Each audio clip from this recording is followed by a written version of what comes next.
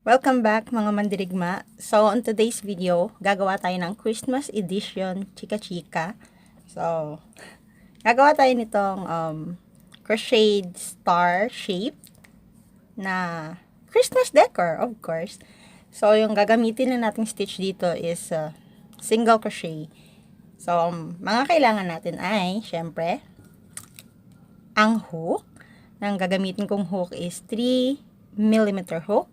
Tsaka, yarn na kulay yellow. Pwede rin red, green, or depende sa trip nyong kulay ng yarn. So, kanya-kanyang trip lang yan.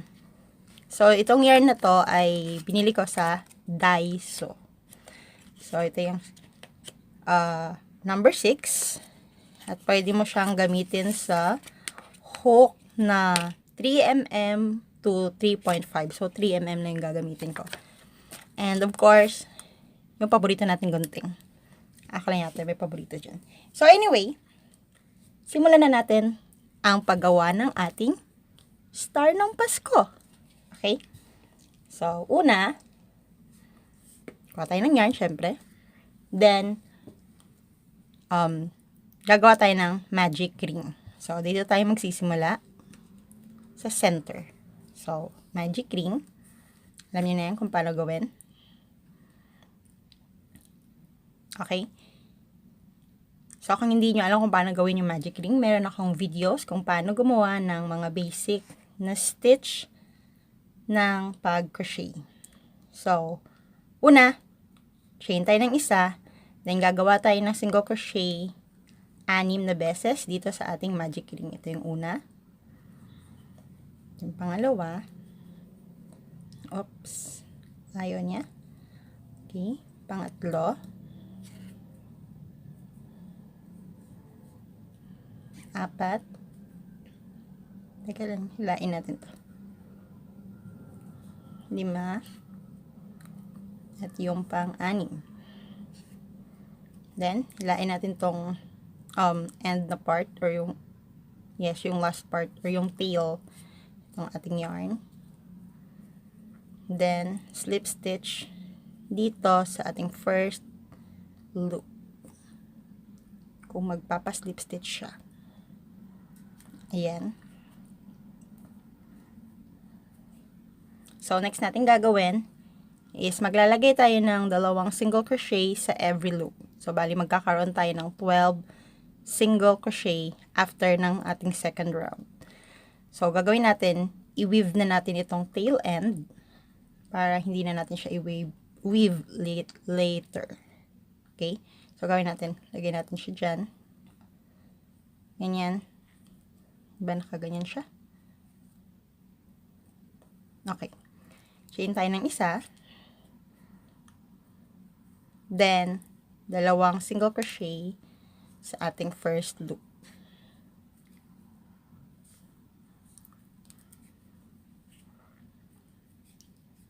Okay. And 2 single crochet sa second loop. So, ganyan lang. Naka-weave na yung ating tail end.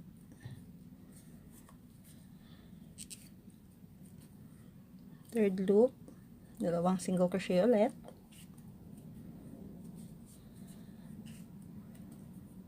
Fourth, 2 single crochet ulit.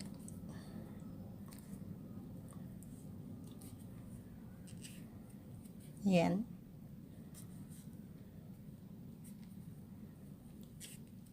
So, pag natapos ka nang gawin to, ipapakita ko sa inyo ang next natin gagawin para sa ating third row. So, nandito na tayo sa ating last row ng last single crochet ng ating second row. Okay, medyo nagulo tayo doon. Then, slip stitch natin dito sa first loop. Then, start tayo ng third row. Chain ng isa. Maglagay tayo ng single crochet sa first loop.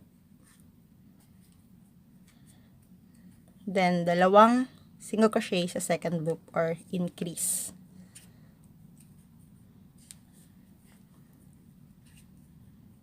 Then, sa third loop, 1 single crochet. Okay, sandali. Then, sa every second loop, maglalagay tayo ng dalawang single crochet or mag-i-increase tayo. So, increase tayo dito sa fourth loop.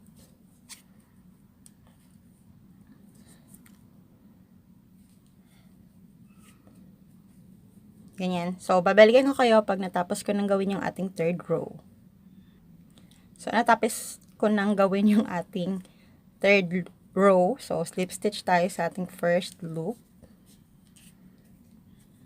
So, start tayo ng fourth row.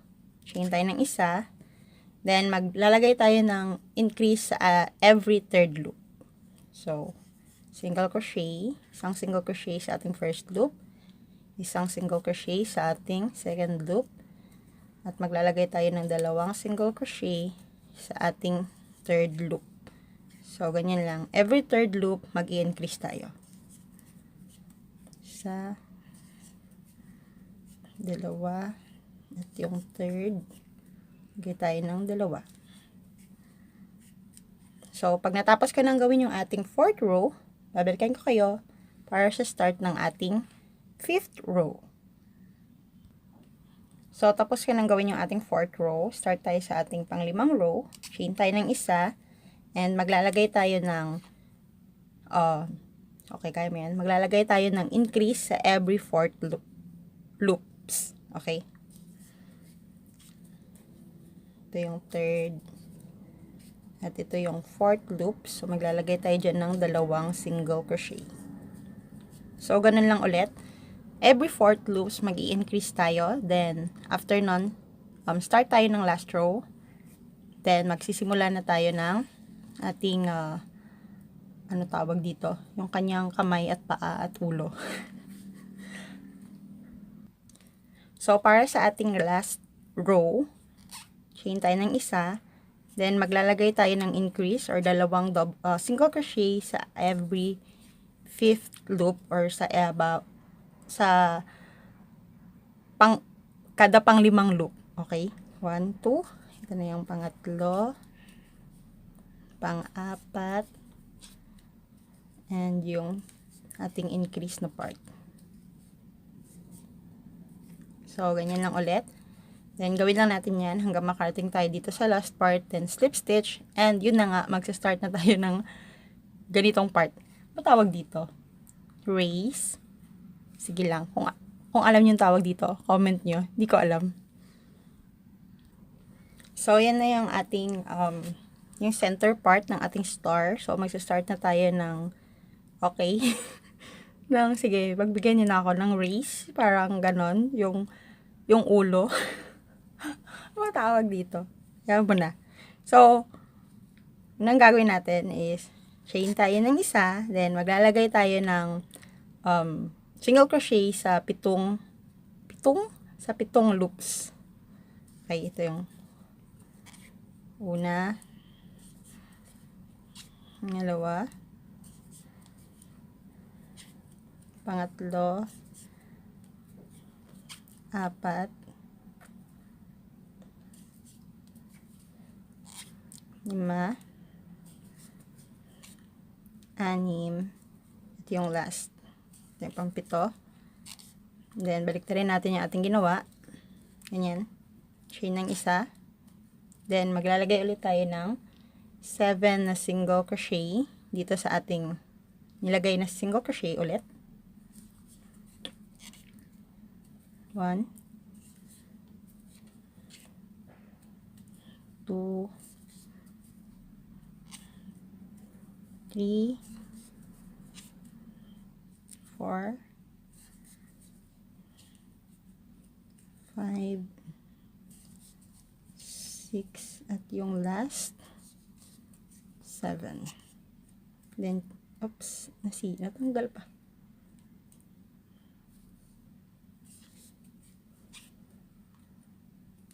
Chain ng isa.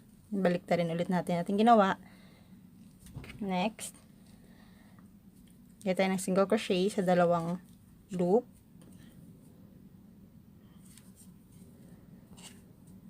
Then, magdi-decrease tayo. So, ganito yung mag-decrease. Then, insert ulit sa next loop. So, meron tayong tatlong yarn. Tatlong loop pala. Then, hilain natin yung yarn dito sa tatlong loop. Ano yun? Okay, sandali. May sumama na hindi dapat sumasama.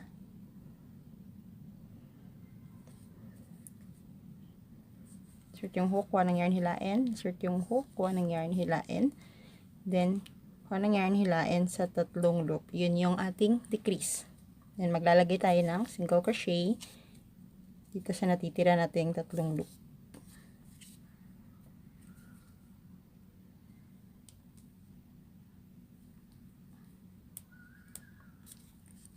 Okay.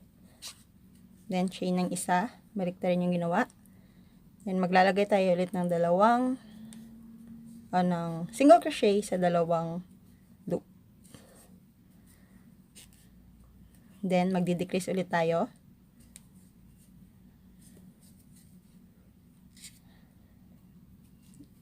Then, single crochet sa natirang mga loops. And chain ng isa.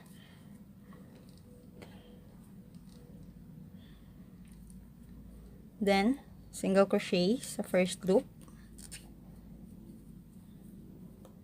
Then, decrease. Then, single crochet sa natira pang mga loops. Chain ng isa. Baliktarin yung ginawa. Single crochet sa first loop. Then, decrease.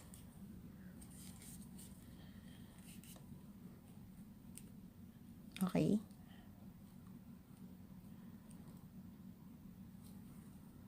Decrease.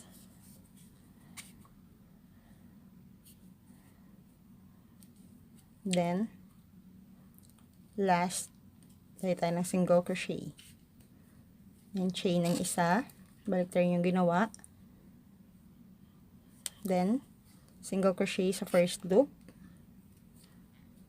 Then, decrease.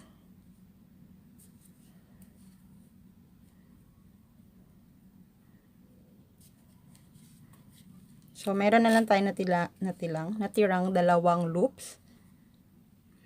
Then, chain ng isa at decrease. Dito sa dalawang loops, i-decrease natin yan.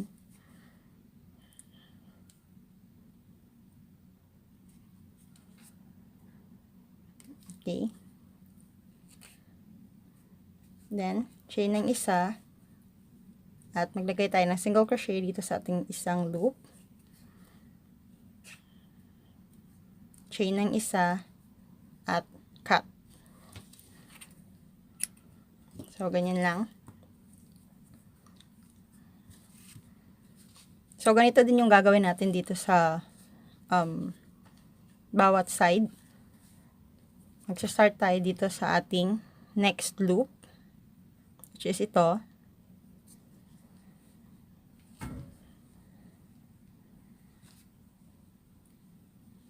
Kuha ng yarn, hilain, then slip stitch. Next, maglalagay tayo ng 7 single crochet sa 7 loops. Same lang sa ginawa natin dito.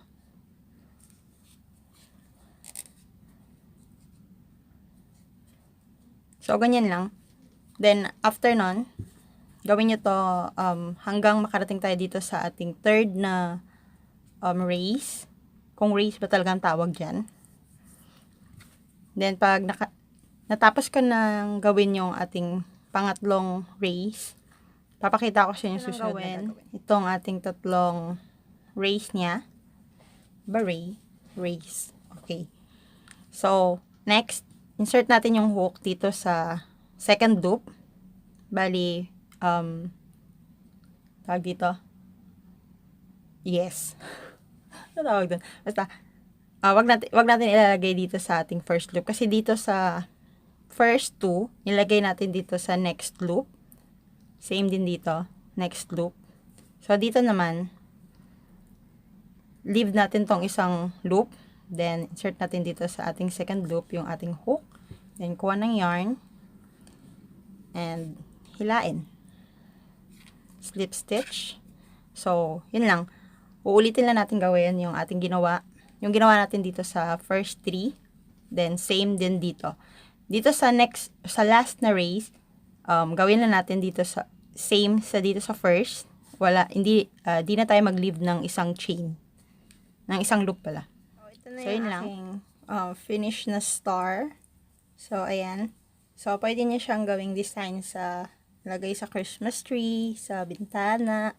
Dikit niya lang siya, then, sa door, ganun. So, ayan. Meron akong 3. Siyempre, 3 stars. Pinoy tayo eh. So, ayun. Kung na-enjoy nyo yung video na to, give it a thumbs up. And comment nyo kung ano yung tawag dito. Hindi ko kasi alam hanggang ngayon. So, ayun. Thank you so much for watching. At kung hindi mo nagustuhan ang video na to, okay, dislike mo at i-comment mo rin kung bakit hindi mo nagustuhan. And kung hindi ka pa nakapag-subscribe sa channel ko, please hit that subscribe button at yung notification bell dito sa baba. And sa mga nag-subscribe, thank you so much. And that's all. See you again in my next video. Bye-bye!